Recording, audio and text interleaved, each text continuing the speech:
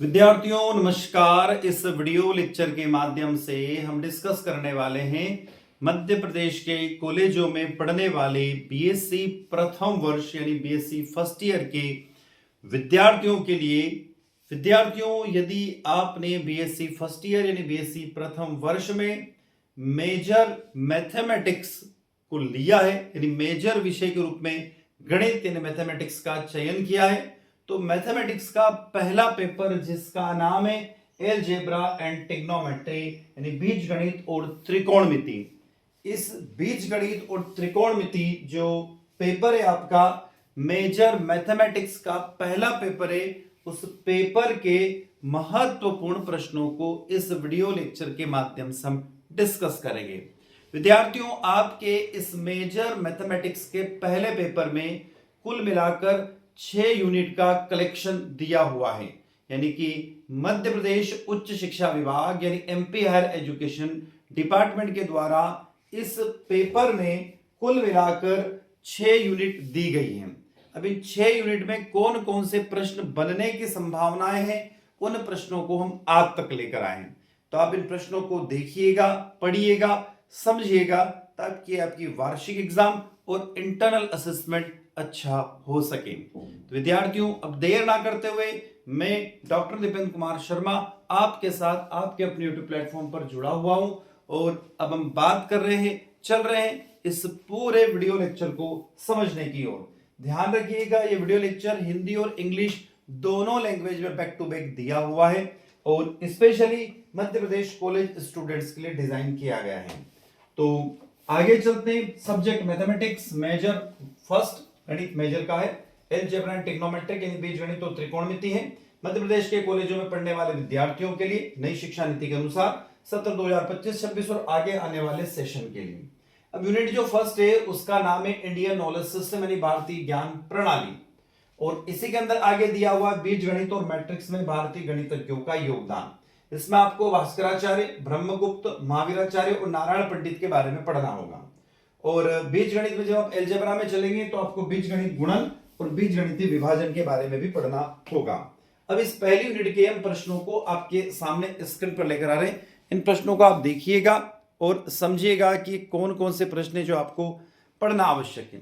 पहला प्रश्न जो हम लेकर आए वो है भास्कराचार्य द्वितीय की प्रसिद्ध कृति बीजगणितम के चक्रवाल विधि के महत्व पर प्रकाश डालिए। दूसरा प्रश्न है चक्रवाल विधि यानी चक्रवाल मेथड अनिर्धारित समीकरणों यानी इनडिटरमाइंड इक्वेशंस को हल करने में कैसे सहायक है। तीसरा प्रश्न है भास्कराचार्य द्वारा दिए गए शून्य के गुणों और कैलकुलस के शुरुआती सिद्धांतों पर उनके योगदान की व्याख्या कीजिए।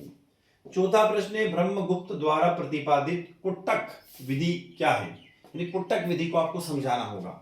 पांचवा प्रश्न है रैखिक अनिर्धारित समीकरणों को हल करने में प्रतिपादित कुट्टक विधि का उपयोग उदाहरण सहित कीजिए। Explain the use of Kuttak method proposed by the him in solving linear indeterminate equations with examples. छठा प्रश्न है द्विघातीय अनिर्धारित समीकरण यानी nx² + 1 = y² के समाधान के लिए ब्रह्मगुप्त के भावना नियम की विवेचना कीजिए।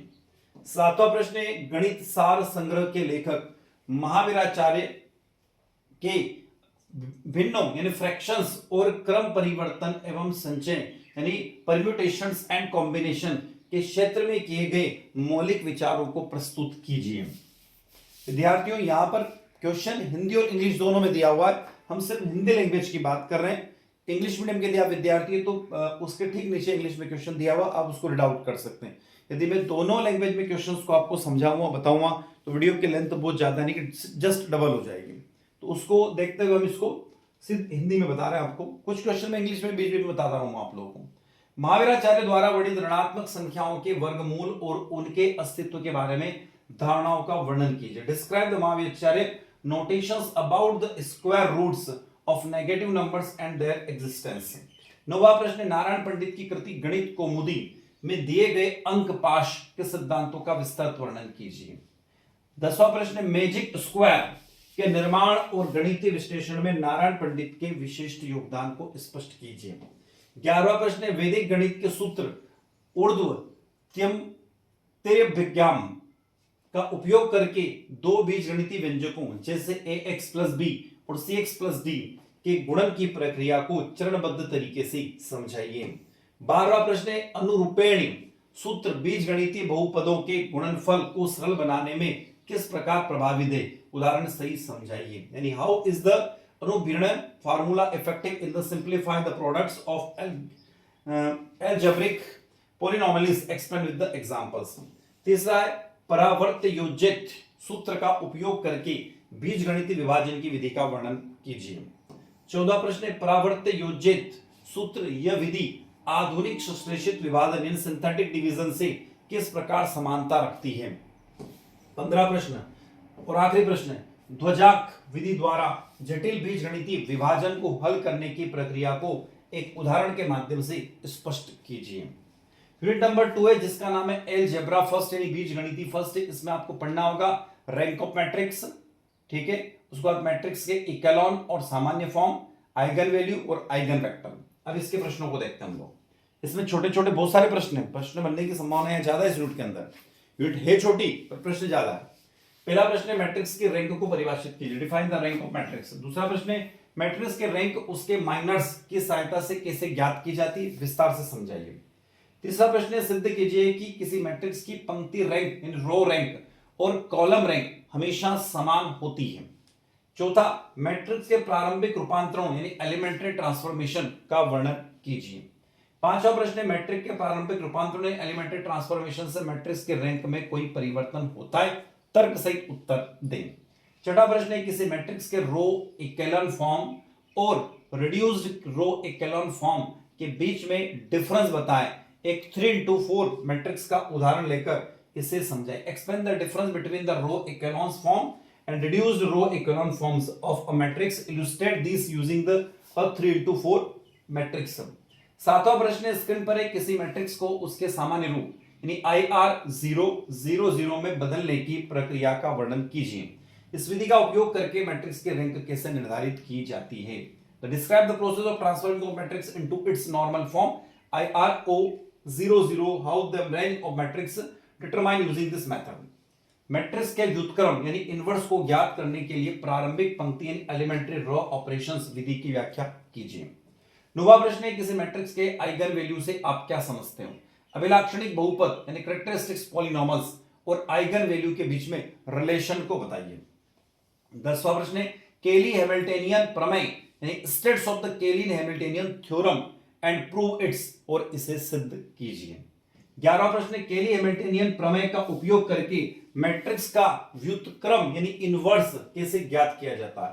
How can this inverse of the matrix be found using the केली हैमिल्टनियन थ्योरम्स। 12वां प्रश्न, सिद्ध कीजिए कि किसी मैट्रिक्स के आइगन वैल्यू का योग उसके ट्रेस के बराबर होता है और उनका गुणनफल मैट्रिक्स के सारणिकी के बराबर होता है यानी डिटरमिनेंट के बराबर होता है। Prove that the sum of the eigen values of the matrix is the equal to its trace and their product is equal to the determinants of the matrix.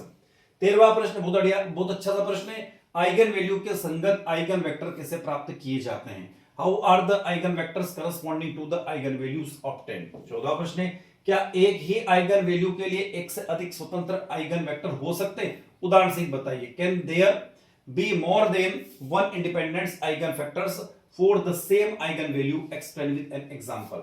15वां प्रश्न, एक मैट्रिक्स के विकर्ण करनी प्रक्रिया क्या है यानी डायगोनलाइजेशन प्रोसेस क्या है। कोई मैट्रिक्स ए कब विकर्ण करनी योग्य हो जाता है, आइगन वेक्टर की इसमें क्या भूमिका है। अच्छा सा प्रश्न है, पढ़ लीजिएगा, समझ लीजिएगा, याद कीजिएगा। 16वां प्रश्न है, आखिरी प्रश्न यूनिट नंबर 2 का, रेखिक रूप से स्वतंत्र यानी लीनियर इंडिपेंडेंट और आश्रित इंडिपेंडेंट आइगन वेक्टर के बीच में आप डिफरेंस बताइए। यूनिट नंबर 3 के पास आ जाते हैं जिसका नाम है अलजेब्रा सेकंड, बीजगणितीय सेकंड। इसमें आपको पढ़ना होगा मैट्रिक्स के अभिलाक्षणिक समीकरण, केली हैमिल्टनियन प्रमेय, मैट्रिक्स के व्युत्क्रम ज्ञात करने के लिए केली हैमिल्टनियन प्रमेय का अनुप्रयोग, रेखिक समीकरणों की प्रणाली और हल करने के लिए मैट्रिक्स का अनुप्रयोग, रेखिक समीकरणों की प्रणाली और संगत असंगत का प्रमेय, 3 अज्ञात तक रेखीय समीकरणों का हल करना, solving the linear equation up to 3 unknowns. तो अब इस 3 यूनिट में क्या क्या पढ़ना होगा। तो पहला प्रश्न है, किसी मैट्रिक्स का अभिलाक्षणिक समीकरण क्या होता है। What is the characteristics equations of a matrix. Define it's and explain with example, परिभाषित कीजिए, उदाहरण से समझाइए। दूसरा प्रश्न है अभिलाक्षणी बहुपद यानी कैरेक्टरिस्टिक्स पॉलिनोमियल क्या है, इसके गुणों का वर्णन कीजिए। तीसरा प्रश्न है किसी वर्ग मैट्रिक्स यानी स्क्वायर मैट्रिक्स ए के लिए अभिलाक्षणिक समीकरण a minus lambda I equal to 0 को परिभाषित कीजिए, इसमें लेमडा और आई क्या का महत्व क्या है। देखिए प्रश्न क्रमांक 3, देख लीजिए, समझ लीजिए, अच्छा प्रश्न है तो स्क्रीनशॉट ले लीजिए या नोट डाउन कर लीजिए, निशान लगा लीजिए। चौथा प्रश्न है केली हैमिल्टनियन प्रमेय का कथन लिखिए। एक 2 into 2 and 3 into 3 मैट्रिक्स का उदाहरण लेकर इस प्रमेय की सत्यता की यानी वेरिफिकेशन की जांच करने की प्रक्रिया को समझाइए। पांचवा प्रश्न है आइगन वैल्यू यानी स्वयंक मान और आइगन वेक्टर स्वयंक सदिश के बीच की परिभाषा दीजिए तथा इनके बीच में रिलेशन को भी बताइए। छठा प्रश्न केली हैमिल्टनियन प्रमेय का कथन लिखिए और इसे सिद्ध कीजिए। सातवां केली हैमिल्टनियन प्रमेय का उपयोग करके किसी मैट्रिक्स का व्युत्क्रम प्राप्त करने की विधि को चरणबद्ध तरीके से समझाइए। ये प्रश्न उधर भी था और इधर भी है, मतलब दूसरी यूनिट में भी था, तीसरी में भी। यदि ए एक मैट्रिक्स है तो केली हैमिल्टनियन प्रमेय की सहायता से a की पावर 4 या a की पावर 5 जैसे उच्च घात वाले व्यंजकों को a और i के रेखीय संयोजन के रूप में कैसे व्यक्त किया जा सकता है। देखिए अच्छा प्रश्न है। नौवां किसी 2 into 2 मैट्रिक्स के लिए केली हैमिल्टनियन प्रमेय की वेरिफिकेशन कीजिए। 10वां केली हैमिल्टनियन प्रमेय के आधार पर मैट्रिक्स के उच्च घात पावर निकालने की विधि को समझाइए। रेखिक समीकरणों के निकाय ax इक्वल टू b के रेफरेंस में संगत और असंगत प्रणालियों के बीच में अंतर को स्पष्ट कीजिए। 12वां प्रश्न है मैट्रिक्स के रैंक का उपयोग करके समीकरणों के निकायों के समाधानों की प्रकृति यानी अद्वितीय समाधान, अनंत समाधान या कोई समाधान नहीं का निर्धारण कैसे किया जाता है, संबंधित प्रमेय का वर्णन कीजिए। 13वां प्रश्न है समरूप यानी होमोजीनस ax इक्वल टू 0 और गैर समरूप यानी non homogeneous ax equal to b समीकरणों के समाधानों की तुलना कीजिए। 14वां प्रश्न है तीन अज्ञात चरों x y z वाले रैखिक समीकरणों को x equal to a inverse b विधि द्वारा हल करने की प्रक्रिया का विस्तार से समझाइए। 15वां संवर्धित मैट्रिक्स यानी a by b या ab का उपयोग करके तीन अज्ञात चरों वाले समीकरणों को हल करने की रो इकेलॉन विधि का वर्णन कीजिए। 16 गाउस विलोपन यानी गाउस एलिमिनेशन विधि का वर्णन कीजिए। 17वां प्रश्न रूचे केपीसी प्रमेय का कथन लिखिए और समझाइए। 18वां क्रेमर का नियम का उपयोग करके तीन अज्ञात वाले समीकरणों को हल करने की विधि समझाइए। 19वां प्रश्न एलिमिनेशन मेथड द्वारा तीन अज्ञात तक के समीकरणों को हल करने की प्रक्रिया को समझाइए। 20वां प्रश्न मैट्रिक्स मेथड द्वारा तीन अज्ञात वाले समीकरणों को हल कैसे प्राप्त किया जाता है, how are the equation with three unknown solving using the matrix method. तो विद्यार्थियों यहां तक हम 3 यूनिट तक पहुंच चुके हैं, यानी आधा सिलेबस आपका कवर हुआ, 3 और बाकी है। यूनिट नंबर 4 जिसका नाम है अलजेब्रा थर्ड, इसमें आपको पढ़ना होगा रूट ऑफ एन इक्वेशन, समीकरणों का मूल, सिंथेटिक डिवीजन यानी षट्भुजात्मक विभाजन, उसको समीकरण के मूल और गुणांकों के बीच संबंध, relation between the roots and the coefficient of an equation, और डिस्क्रीट के संकेतों के नियम। पहला प्रश्न है समीकरणों के मूल यानी रूट से आप क्या समझते हो, स्पष्ट कीजिए कि किसी एन घात के बहुपद समीकरण के ठीक एन मूल क्यों होते हैं। ध्यान रखिए, अच्छा प्रश्न है, याद करिएगा। दूसरा प्रश्न है किसी बहुपद समीकरण के मूलों का महत्व, what is the significance of the roots of a polynomial equations. तीसरा यदि px equal to x square minus 3x square minus 11x plus 6 है तो जांच कीजिए कि कौन सा मान इसका मूल है। इसके अलावा दूसरी इक्वेशन भी इस ट्रेंड की आ सकती है। मैं सिर्फ एक उदाहरण देकर आपको समझाया कि इस तरीके की कोई इक्वेशन दे दिए, ठीक है, कोई समीकरण दे दिए और आपसे जांच करने को कह रहा है और इसका कौन सा रूट वैल्यू हो सकती है, तो इससे कोई दूसरी इक्वेशन भी आ सकती है। चौथा शून्यांक यानी जीरो और रूट में क्या डिफरेंस है, विस्तार से समझाइए। पांचवा किसी समीकरण के रियल और इमेजिनरी मूलों को उदाहरण से समझाइए। छठा शेषफल प्रमेय, रेमेडियन थ्योरम्स और गुणनखंड प्रमेय यानी फैक्टर थ्योरम को परिभाषित कीजिए। सातवां सिद्ध कीजिए कि यदि x माइनस ए बहुपद f x का एक गुणनखंड है तो x इक्वल टू ए समीकरण fx इक्वल टू 0 का एक मूल होगा। आठवां यदि किसी समीकरण के गुणांक वास्तविक हो तो सिद्ध कीजिए कि काल्पनिक मूल हमेशा युग्मों यानी कंजुगेटेड पेयर में आते हैं, उदाहरण से समझाइए। नौवां संश्लेषणात्मक विभाजन विधि क्या है, what is the synthetic division method, इसे सामान्य भाग विधि से कैसे अलग किया जाता है, how can be distinguished from the ordinary division methods. 10वां प्रश्न है संश्लेषणात्मक विभाजन या सिंथेटिक डिवीजन की प्रक्रिया को चरणबद्ध तरीके से समझाइए। 11वां प्रश्न है बहुपद 2x cube plus 3x square minus 11x minus 6 को x माइनस 2 से संश्लेषणात्मक यानी सिंथेटिक डिवीजन द्वारा विभाजित कीजिए। 12वां प्रश्न है सिंथेटिक डिवीजन या संश्लेषणात्मक विभाजन का उपयोग करके बहुपद fx इक्वल टू x की power 4 minus 3x cube plus x minus 5 को x माइनस 2 से विभाजित करने की प्रक्रिया को चरणबद्ध तरीके से समझाइए। 13वां संश्लेषणात्मक विभाजन के लाभ और सीमाएं लिखिए। What are the advantage and limitations of the synthetic division. 14वां प्रश्न synthetic division explain the method for the finding the roots of polynomials using the division. संश्लेषणात्मक विभाजन का उपयोग करके किसी बहुपद के मूल ज्ञात करने की विधि को समझाइए। 15वां प्रश्न है द्विघात समीकरण के मूल और गुणांकों के बीच में रिलेशन को स्पष्ट कीजिए। 16वां प्रश्न है यदि ax square plus bx plus c equal to 0 के मूल यानी रूट अल्फा और बीटा है तो सिद्ध कीजिए कि alpha plus beta equal to minus b by a, alpha plus beta equal to c by a। ये देखिएगा इस प्रश्न को। 16वां प्रश्न नोट कर लीजिए, आप लोग वीडियो को रोक के कर लीजिएगा। 17वां प्रश्न क्यूबिक समीकरण के मूल और गुणांकों के बीच में संबंधों को सामान्य रूप में लिखिए। 18वां प्रश्न यदि किसी समीकरण के मूल दिए हो तो उसका समीकरण कैसे बनाया जाता है, उदाहरण से समझे। 19वां मूल और गुणांक के संबंध का उपयोग करके अज्ञात गुणांक ज्ञात करने की विधि बताइए। 20वां एक त्रिघात समीकरण यानी cubic equation ax cube plus bx square plus cx plus d equal to 0 के लिए इसके मूलों अल्फा बीटा गामा तो गुणांकों के बीच में संबंध स्थापित कीजिए। For cubic equation ax cube plus bx square plus cx plus d equal to 0 stabilize relationship between its root alpha beta gamma and coefficient. 21वां प्रश्न यदि किसी n घात के समीकरण के मूल समांतर श्रेणी में हो तो मूलों और गुणांकों के संबंधों का उपयोग करके उन्हें ज्ञात करने की विधि का वर्णन कीजिए। 22वां प्रश्न वह समीकरण प्राप्त करने की विधि बताइए जिसमें मूल दिए गए समीकरण fx इक्वल टू 0 के मूलों के रेसिप्रोकल हो। 23वां डिस्कार्ट के संकेतों के नियमों का कथन लिखे। यह नियम किसी बहुपद समीकरण के धनात्मक और ऋणात्मक वास्तविक मूलों की अधिकतम संख्या ज्ञात करने में किस प्रकार सहायक है। 24वां प्रश्न समीकरण x की पावर 7 माइनस 3x की पावर 4 प्लस 2x की पावर 3 माइनस 5 इक्वल टू 0 के लिए डिस्कार्ट के नियम का उपयोग करते हुए संभावित वास्तविक और काल्पनिक मूलों की प्रकृति की विवेचना कीजिए।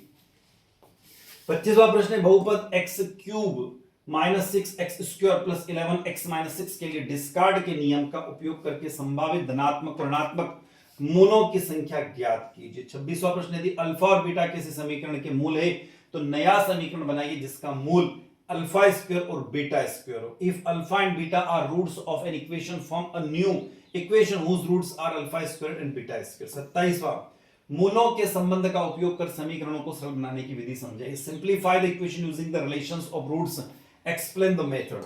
28वां प्रश्न और 29वां दो बैक टू बैक प्रश्न है डिस्कार्ड के संकेतों का नियम क्या है, विस्तार समझाइए।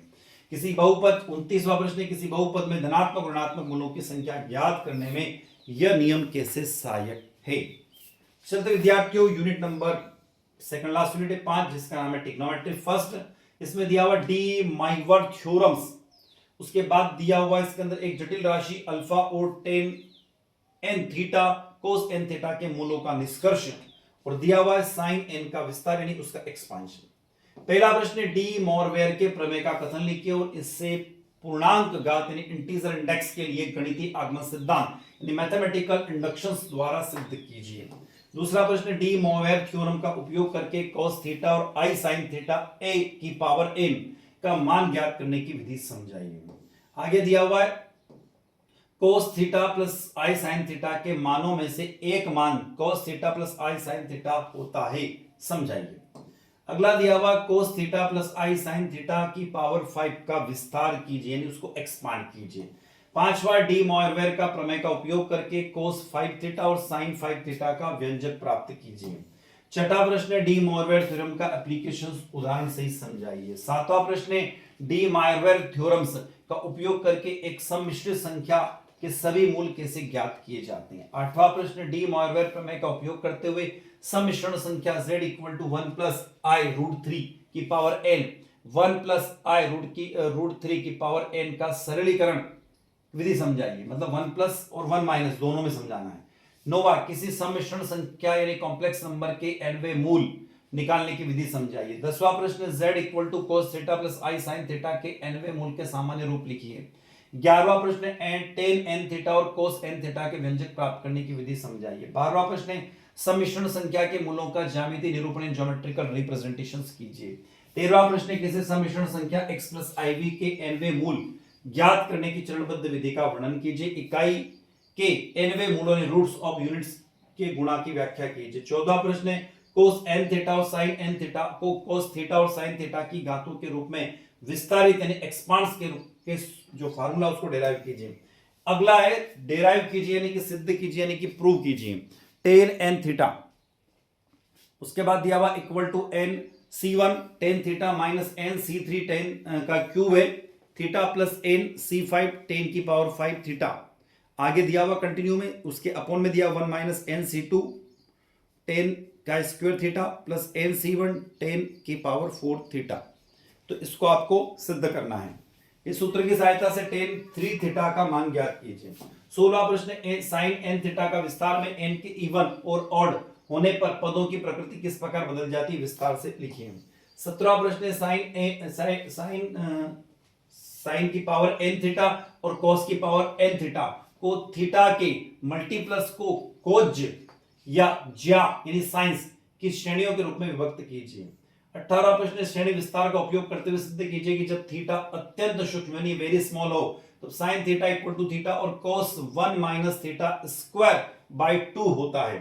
19वां प्रश्न cos n थीटा और tan n थीटा के विस्तार में डी मॉर्गन थ्योरम की भूमिका को स्पष्ट कीजिए। 20वां प्रश्न z की पावर n इक्वल टू 1 के मूल को निकालकर उनकी ज्यामितीय अर्थ स्पष्ट कीजिए। 21वां प्रश्न जटिल संख्याओं के मूलों का उपयोग करके त्रिकोणमितीय सर्वसम्मिकाओं में कैसे किया जाता है। 22वां प्रश्न sin n थीटा का विस्तार क्या है डी मॉर्गन थ्योरम की सहायता से सिद्ध कीजिए। 23वां प्रश्न sin 3 थीटा और sin 4 थीटा का विस्तार कीजिए। 24वां प्रश्न sin n थीटा के विस्तार में आने वाले पदों के गुणों का पैटर्न समझाइए। 25वां प्रश्न sin n थीटा और cos n थीटा के विस्तार में क्या क्या समानता है और अंतर है समझाइए। 26वां प्रश्न विस्तार का उपयोग करके त्रिकोणमितीय समीकरणों को हल करने में विधि को समझाइए। विद्यार्थियों लास्ट यूनिट नंबर 6 जिसका नाम है ट्रिग्नोमेट्रिक सेकंड, इसमें दिया वृत्ताकार फलन यानी सर्कुलर फंक्शंस, हाइपरबोला फंक्शन अतिपरवलयाकार फंक्शंस और व्युत्क्रम वृत्ताकार फलन और व्युत्क्रम हाइपरबोलिक फंक्शंस, ये इसके टॉपिक है यानी कि टोटल 4 टॉपिक है। इस 4 टॉपिक में लगभग 2500 पर प्रश्न बन रहे हैं। कौन कौन से प्रश्न? वृत्ताकार फलन सर्कुलर फंक्शंस क्या होते हैं इन्हें परिभाषित कीजिए। अगला प्रश्न है इकाई वृत्त यानी यूनिट सर्कल्स की सहायता से साइन, कोसिन्स और टेंजेंट्स फलनों को समझाइए। तीसरा प्रश्न वृत्ताकार फलनों के ग्राफों का वर्णन कीजिए। चौथा प्रश्न यूलर के सूत्र यानी यूलर फार्मूला को परिभाषित कीजिए और सिद्ध कीजिए कि e की power iz equal to cos z plus i sin z, इसके उपयोग से cos z और sin z को घातांकीय में व्यक्त कीजिए। सिद्ध कीजिए कि cos square z plus sin square z equal to 1 है जहां z एक सम्मिश्रण संख्या है। छठा अतिपरवलयाकार फलनों यानी sin hx और cos hx को घातांकीय पदों में परिभाषित कीजिए। साथ ही सिद्ध कीजिए कि cos h square x minus sin h square x equal to 1 है। सात विभिन्न चतुर्थांश यानी क्वाड्रेंट्स में वृत्ताकार फलनों को चिन्ह को निर्धारित कीजिए। आठवां हाइपरबोलिक फलन क्या इन्हें परिभाषित कीजिए। नौवां वृत्ताकार फलनों के महत्वपूर्ण प्रॉपर्टीज और सर्वसम्मिकाओं को समझाइए। 10वां वृत्ताकार फलनों और हाइपरबोलिक फलनों में अंतर स्पष्ट कीजिए। 11वां प्रश्न वृत्ताकार फलनों और अतिपरवलयाकार फलनों के बीच में संबंध स्थापित कीजिए। जैसे यहां दिया sin ix equal to i sin hx और सेकंड दिया cos ix equal to cos hx। 12वां प्रश्न हाइपरबोलिक फलन की प्रमुख सर्वसम्मिकाओं लिखिए। 13वां प्रश्न यदि u equal to log 10 bracket में दिया 4 by pi plus 2 by theta तो सिद्ध कीजिए कि theta equal to minus i log 10 bracket के अंदर दिया 4 by pi plus iu by 2। 14वां प्रश्न sin hx और cos hx और tan hx को परिभाषित कर उनके गुणधर्म समझाइए। 15वां हाइपरबोलिक फलनों का ग्राफ कैसा होता है इसका वर्णन कीजिए। 16वां प्रश्न सम्मिश्रण संख्या z के लिए tan इनवर्स z को लघुगणकीय रूप में व्यक्त करने का सूत्र लिखिए। 17वां प्रश्न यदि sin की पावर -1 यानी sin inverse u plus i v equal to alpha plus i b तो सिद्ध कीजिए कि u square cosec square alpha minus v square sec square alpha equal to 1। 18वां प्रश्न टेन इनवर्स जेड के लिए लघुगणितीय सूत्र स्थापित कीजिए और इसकी वैधता की सीमाएं लिखिए। सिद्ध कीजिए कि साइन एच इनवर्स यहां पर दिया हुआ z equal to log z plus यहां पर दिया हुआ z स्क्वायर प्लस 1। 20वां वास्तविक और काल्पनिक भागों के पृथक कीजिए। टेन इनवर्स x प्लस आई वाई व्युत्क्रम हाइपरबोलिक फलन क्या होते हैं, इन्हें परिभाषित कीजिए। 22वां प्रश्न है sine h inverse x plus cos h inverse x और टेन h इनवर्स x को सूत्र लिखिए। 23वां हाइपरबोलिक और व्युत्क्रम हाइपरबोलिक फलनों के बीच में संबंध स्पष्ट कीजिए। 24वां व्युत्क्रम हाइपरबोलिक फलनों के उपयोग और उनके महत्व को उदाहरण से समझाइए। 25वां व्युत्क्रम वृत्ताकार फलन क्या होते हैं, उदाहरण से समझाइए। 26वां sine inverse x cos inverse x और टेन इनवर्स x के प्रिंसिपल वैल्यू यानी मुख्य मान क्या होते हैं। 27वां इनवर्स ट्रिग्नोमेट्री फंक्शंस में डोमेन और रेंज को विस्तार से समझाइए। 28वां व्युत्क्रम वृत्ताकार फलनों के उपयोग को उदाहरण से समझाइए। 28वां प्रश्न आपको दिखाई दे रहा है, एक्सप्लेन द एप्लीकेशन। 28वां दिया हुआ है साइन की power sine inverse x plus cos inverse x equal to pi by 2 को सिद्ध कीजिए, प्रूव कीजिए। तो विद्यार्थियों आप जुड़े हुए थे आपके अपने यूट्यूब प्लेटफॉर्म जिसका नाम है केमिस्ट्री बाय डी शर्मा और मैं डॉक्टर दीपेंद्र कुमार शर्मा अभी तक आपके साथ जुड़ा हुआ था। विद्यार्थियों वीडियो अच्छा लगता है तो वीडियो को लाइक कीजिएगा, आपके क्लासमेट तक वीडियो को शेयर कीजिए, कमेंट बॉक्स में कमेंट बताइएगा और जाते जाते चैनल को सब्सक्राइब अवश्य करते हुए जाइए जिससे हमें एक मोटिवेशन मिलता रहे और इसी तरीके से हमेशा हम आपके साथ बने रहें। तो मैं आपसे विदा लेता हूं, नए वीडियो के साथ पुनः आपसे मुलाकात होगी, तब तक जय हिंद जय भारत।